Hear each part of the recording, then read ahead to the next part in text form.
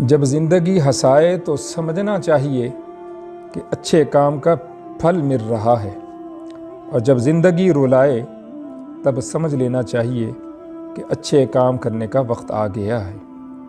کسی کا دل مت دکھاؤ کہ اس کے آنسو تمہارے لیے سزا بن سکتے ہیں۔ آنسو مسکراہٹ سے زیادہ اسپیشل ہوتے ہیں، کیونکہ مسکراہٹ تو سب کے لیے ہوتی ہے، لیکن آنسو صرف ان لوگوں کے لیے ہوتے ہیں جنہیں ہم کبھی بھی کھونا نہیں چاہتے۔ جب تمہارے دل میں کسی کی نفرت پیدا ہونے لگے تو اس کے اچھے کام یاد کرو، اس سے تمہارے دل میں اس شخص کی محبت پیدا ہوگی۔ جو ظلم کے ذریعے سے عزت حاصل کرنا چاہتا ہے، اللہ تعالیٰ جل شان اس کو اپنے انصاف کے ذریعے سے ذلیل فرماتا ہے۔ کسی کو دکھ دینا ایک قرض ہے جو آپ کو کسی اور کے ہاتھوں سے ملے گا۔ کسی کو کمزور اور حقیر نہ سمجھو، کیونکہ راستے میں چھوٹا سا پتھر بھی انسان کو منہ کے بل گرا دیتا ہے۔ جو شخص تمہارا غصہ برداشت کر لے اور ثابت قدم رہے، وہ تمہارا سچا دوست ہے۔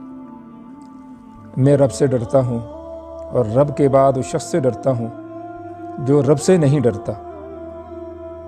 اتنی محنت سے کپڑے دھو کر رسی پر سکھانے کے لیے ڈال کر موڑا ہی تھا کہ رسی ٹوٹ گئی۔ بہت غصہ آیا، لیکن پھر خیال آیا جب ہم اللہ کو چھوڑتے ہیں اور گرتے ہیں تو اسی طرح گندے ہو جاتے ہیں۔ زندگی گزر گئی اپنوں کو خوش کرنے میں۔ جو خوش ہوئے وہ اپنے نہ تھے، اور جو اپنے تھے وہ کبھی خوش نہ ہوئے۔ جن کا بھروسہ اللہ پر ہو ان کی منزل کامیابی ہے۔ کبھی کبھار اچھے لوگوں سے بھی غلطیاں ہو جاتی ہیں، اس کا مطلب یہ نہیں ہوتا کہ وہ برے ہیں، اس کا مطلب یہ ہوتا ہے کہ وہ بھی انسان ہیں، اور انسان نسیان سے ہے کہ ان سے بھی غلطی ہو سکتی ہے۔ اگر ثابت قدم رہا جائے تو راستے خود بخود بنتے چلے جاتے ہیں۔ رشتوں کی خوبصورتی ایک دوسرے کو برداشت کرنے میں ہے۔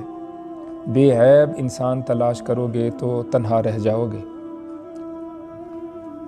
برائی کی مثال ایسے ہے جیسا کہ پہاڑ پر سے اترنا۔ ایک قدم اٹھاؤ تو باقی خود بخود اٹھتے چلے جاتے ہیں، اور اچھائی کی مثال ایسے ہے جیسے پہاڑ پر چڑھنا کہ ہر اگلا قدم پچھلے قدم سے مشکل ہوتا ہے،